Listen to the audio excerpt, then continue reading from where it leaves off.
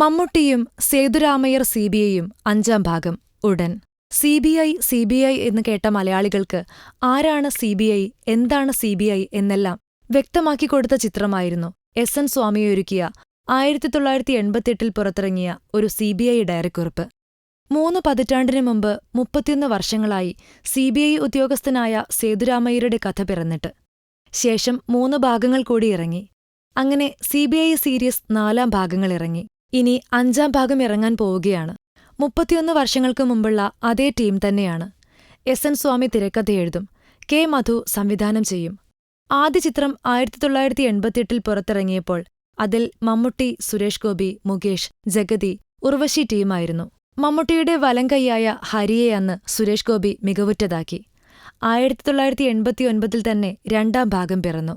ജാഗ്രത എന്നായിരുന്നു ചിത്രത്തിനിട്ട പേര്. അതിൽ സുരേഷ് ഗോപിക്ക് സ്ഥാനമുണ്ടായില്ല.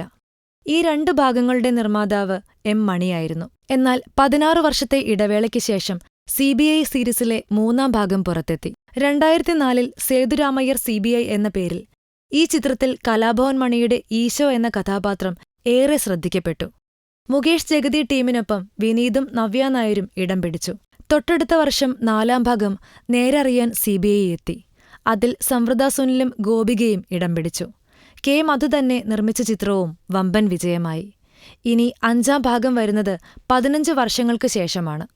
അപ്പോൾ കണക്ക് നോക്കുകയാണെങ്കിൽ 5-ാം ഭാഗം ഇറങ്ങി അടുത്ത വർഷം 6-ാം ഭാഗം പ്രതീക്ഷിക്കാം. മധുരരാജ ഇറങ്ങിയാലുടൻ സിബിഐ 5-ാം ഭാഗത്തിൽ മമ്മൂട്ടിയും മറ്റ് ടീമംഗങ്ങളും എത്തുമെന്നാണ് അറിയുന്നത്. ഫിലിം കോട്ട്. നമ്മൾ സബ്സ്ക്രൈബേഴ്സ് 6 ലക്ഷമായിരിക്കുന്നു. നന്മയും തിന്മയും അടയാളപ്പെടുത്തുന്ന എല്ലാവർക്കും നന്ദി. നിങ്ങളും ബെൽബട്ടൺ അമർത്തോ. നല്ല വാർത്തകളുടെ നോട്ടിഫിക്കേഷൻ ഉടനെത്തും. വിശ്വസിച്ച് ഒപ്പം നിൽക്കുന്നവർക്ക് ഒരിക്കൽ കൂടി നന്ദി.